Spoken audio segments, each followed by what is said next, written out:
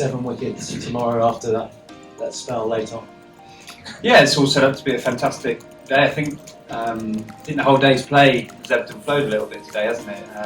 It's been a fantastic day's of cricket. I'm sure the crowd will be going home feeling like they've got their money's worth, and waking up tomorrow needing 7 wickets to win the Test match is a great feeling. But I think there's a few results still out there on the table. We're obviously delighted to have Warner, Marnus and Smith back in the pavilion because they're world-class players. But we know the Aussies have got a lot of danger to come, so we'll have to be right on the money tomorrow. But it's, I think Australia won that first hour with the bat, and we won the second. And that pitch, you've got getting the ball to swing a bit, but do you feel there's enough in it to take the second? Yeah. I think it's been strange not being a slip catcher in the whole Test match, has it? So it's proven that you've got to sort of use your different skills to find ways of taking wickets, and we have to just wait and see what tomorrow brings. I think the forecast says there's a little bit more cloud around tomorrow, which we saw.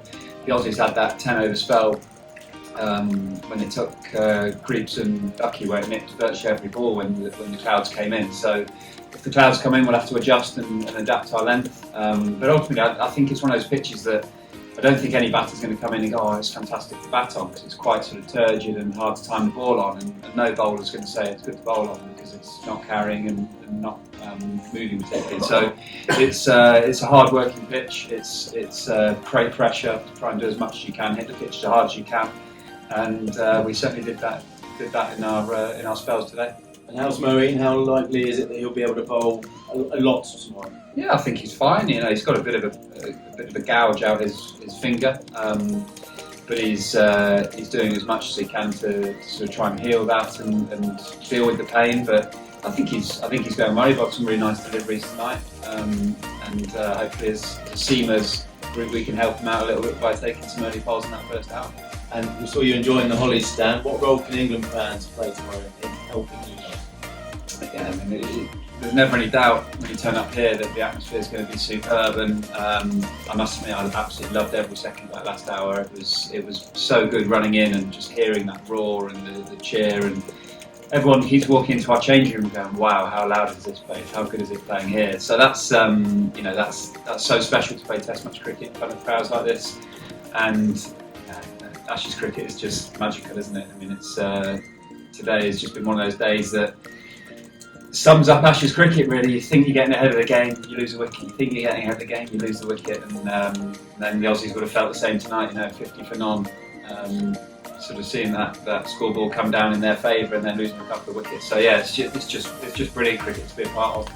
And I think tomorrow's set up to be a cracker. I don't know, out there, were you expecting that, or do you think that was a defensive option from Australia? So I was expecting. Normally 20 minutes to go, you bring in someone to protect the batters, particularly in a run chase. There's only 170 odd needed there, so I'd have been really surprised to see a batter come out at that stage. I was disappointed I didn't create a bit more at the end. A couple got flipped to the leg side, but I felt in such a good rhythm. I wanted to try and get one more wicket tonight, but I thought the guys played well in that last 20 minutes.